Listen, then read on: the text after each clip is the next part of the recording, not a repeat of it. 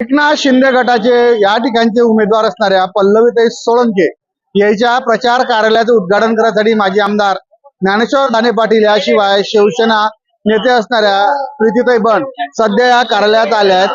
पल्लवीताईच्या प्रचार कार्यालयाच्या उद्घाटनासाठी या ठिकाणी तुम्ही जर पाहिलं असाल भव्य असा मंडप टाकला आहे आणि त्याचं सध्या या ठिकाणी कार्यालयाचं उद्घाटन होत आहे। प्रभाग क्रमांक 8B मधून पल्लवी विलास सोळंके ताई मतलब उभे आहेत आज त्याच्या कार्यालयाचं उद्घाटन। आणि पाहणार राजो काय किती मोठा धनुष्यबाण याने या ठिकाणी लावला आहे। या धनुष्यबाणाच्या बाजूनच त्याच्या कार्यालयाचं उद्घाटन या ठिकाणी होत आहे। महापुरुषाच्या प्रतिमेचं पूजन करून आता लवकरच या कार्यालयाची अधिकृत सुरुवात होणार आहे। मतलब पाहना गर्दी या प्रभागात लय मोठी चर्चा आहे म्हटलं सध्या विलास भाऊची आणि त्याच्यावर सारे ते मानणारे जे लोक आहेत सध्या प्रचार कार्यालयाच्या उद्घाटनासाठी या ठिकाणी एकत्र झाले आहेत। शेकडोच्या संख्येत जे लोक आहेत ते सध्या या ठिकाणी आले असून या जे भवानी बार आहे ना भवानी बाराच्या बाजूने म्हणजे पेट्रोल पंप सांगतो कश्यप पेट्रोल पंप आहे समोरच या ठिकाणी याच्या कार्यालयाचं उद्घाटन झालं असून सध्या अधिकृतरित्या दाने पाटील आणि प्रीतीताई या ठिकाणी उद्घाटन करत आहेत।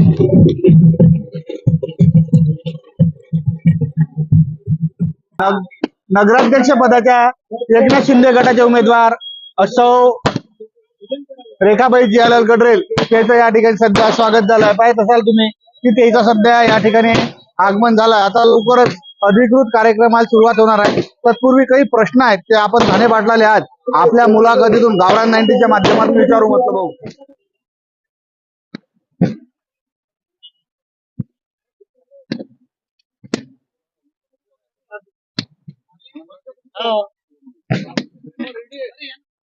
प्रीतीताई बंड आहेत। प्रीतीताई बंड अशा एका वाघाची वाघेरी एक वाघ जरी गेला असेल पण या वाघिणीने जिल्ह्यातल्या आपल्या शिवसैनिकांची साथ सोडली नाही।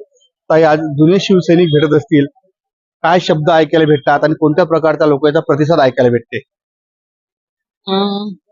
जुने शिवसैनिक आवर्जून माझ्याजवळ येतात आणि मला म्हणतात वहिनी संजू भाऊंनी आमचं हे काम केलं ते काम केलं। संजू भाऊ होते तर आम्ही बिंदासपणे तुमच्या घरी यायचो आणि बिंदासपणे कुठलेही काम सांगायचो आणि आमचं कुठलंही काम व्हायचं। संजय भाऊ असताना आम्हाला एक या पूर्ण जिल्ह्यात आधार होता। जरी ते इकडचे आमदार नव्हते तरी ते आमच्यासाठी आमचे पाठराखण करायचे नेहमी। ते बघून कधी कधी मला आज जाणवते की मी जे नेहमी कंप्लेंट करायची काय तुम्ही घरी वेळ नाही देत, आता कळते की त्या माणसाने किती काम केलं आणि त्याचा मला अभिमान आहे। आज विविध आपले जे उमेदवार उभे आहेत त्याच्या प्रचारासाठी तुम्ही फिरून राहिले तर काय लोकांचा प्रतिसाद काय म्हणते आणि यावेळेस एकनाथ शिंदे साहेब शिवसेना जिल्ह्यात कोणत्या प्रकारची तुम्हाला प्रगती दर्शवेल?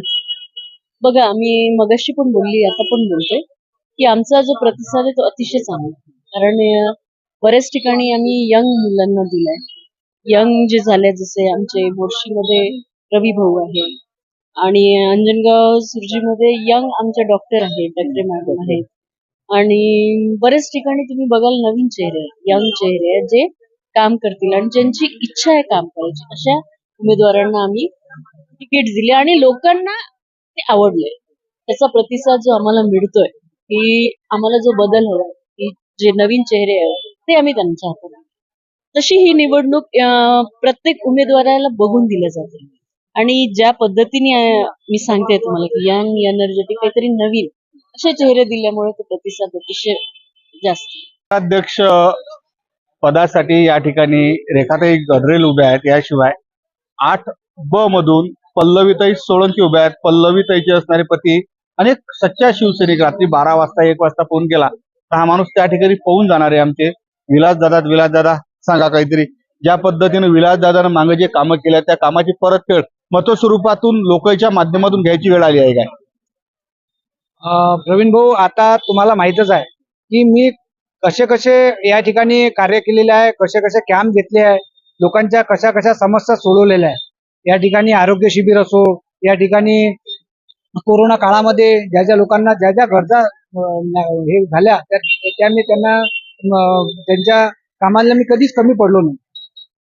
तर त्या अनुषंगाने मला लोकांचा चांगला प्रतिसाद आहे आणि गेल्या ज्या प्रशासक लागल्यानंतर ज्या मागच्या नगरसेवकाचे जे कार्यकाल संपल्यानंतर जे प्रशासक लागलं त्या प्रशासक लागल्यानंतर लोकांकडे कोणी पाहायला तयार नव्हतं पाहायला तयार नव्हतं, तर ते लोक ज्या आमचे जे नगरसेवक होते त्यांना सांगायचे, पण ते काम त्यांच्याकडून व्हायचं नाही.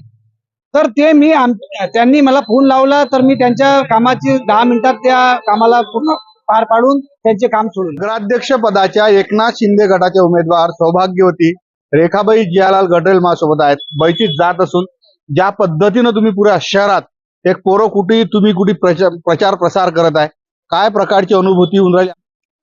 कसं आहे, आपण फिरल्याशिवाय आपल्याला गावातली परिस्थिती माहिती पडणार नाही. आपण निवडून आले, जाऊन खुर्चीवर बसले, लोकांच्या समस्या आपण बघणार कधी?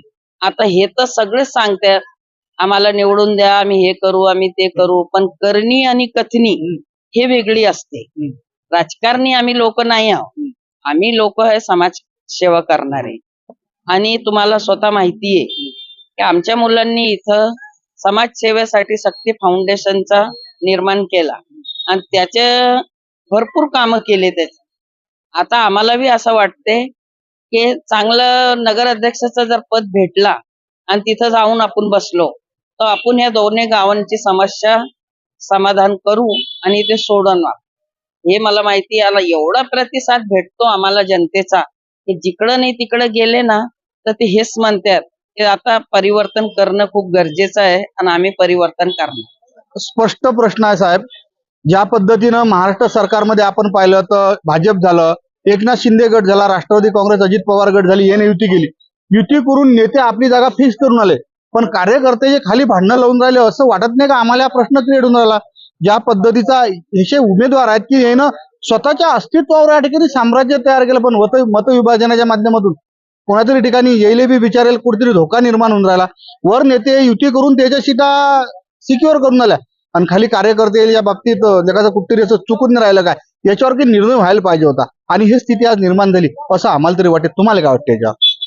आमच्या पक्षाच्या वतीनं भारतीय जनता पक्ष आणि राष्ट्रवादी सोबत युती करण्याचा 100% त्यांचा आदेश होता. आम्ही प्रयत्न केले, परंतु त्यांनी प्रतिसाद दिला नाही. उदाहरणार्थ वरुड मतदारसंघामध्ये 3 नगराध्यक्षाच्या वेळेला आम्ही त्यांना सांगितलं की 3 पैकी कोणताही एक नगराध्यक्ष आम्हाला द्या, म्हणजे मोर्शीचा द्या, वरुडचा द्या किंवा शेगाटचा द्या, ते तुम्ही ठरवा. पण ते म्हणाले का बैठकीला बसल्यानंतर ते म्हणाले नगराध्यक्षाचा अधिकारच आम्हाला नाही आहे. तर मग आता त्यांच्याशी चर्चा कशी होणार? मग तुम्हाला आम्ही उपाध्यक्ष देऊ, जे पद आज अस्तित्वात नाही आहे, तुम्हाला आम्ही स्वीकृत देऊ, असं म्हणून त्यांनी तो विषय टाळून नेला आणि मग आम्ही स्वबळावर लढण्याचा निर्णय घेतला. नाही नाही, हा काही साहेब फार मोठं सोल्युशन किंवा हे फार झालं नाही ना. ज्या पद्धतीनं राज्यात आमदाराच्या तिकीट वाटपाच्या वेळेस ही समस्या क्रिएट होते, त्यावेळेस सोल्युशन होते. पण ज्या पद्धतीचं आज वातावरण आहे, लाडकी बहीण कोण चालू केली याच्यावर वाद आहे. बाकीचे देवेंद्र फडणवीसचे लोक म्हणतात की भाजपवाले म्हणतात लाडकी बहीण देवाभाऊ सुरू केली, देवाभाऊ म्हणे गाणं चालतात. दुसऱ्या बाजूने सन्माननीय मुख्यमंत्री असताना एकनाथ शिंदे साहेबांच्या माध्यमातून लाडकी बहीण चालू केली. तुम्हाला काय सांगायचं, लाडकी बहीण कोण चालू केली आणि लोकांनी कोणाला मतदान करा? नाही, हे तर कोणालाही समजते की तो निर्णय मुख्यमंत्र्याचा होता. मुख्यमंत्र्यांनी त्याचा ढाचा तयार केला, कारण हे काही छोटं काम नाही आहे. लाडकी बहीण योजना म्हणजे खिशातले पैसे काढले दिले असं नाही आहे.